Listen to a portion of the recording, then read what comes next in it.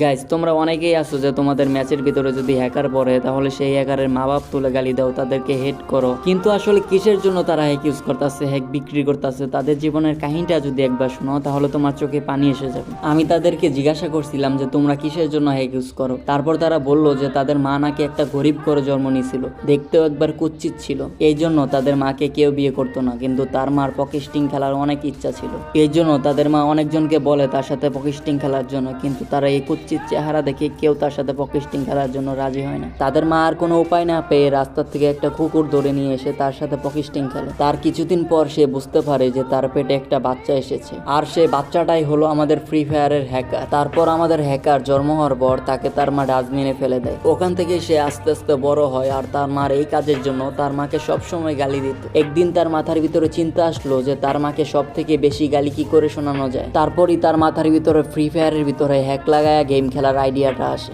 আর তাদের আইডিয়াটা সফলভাবে কাজে লাগে। ঠিক এই জন্য তাদের মা বাপ তুলে গালি দিলে তাদের কোনো যায় আসে না, তারা আরো খুশি হয়।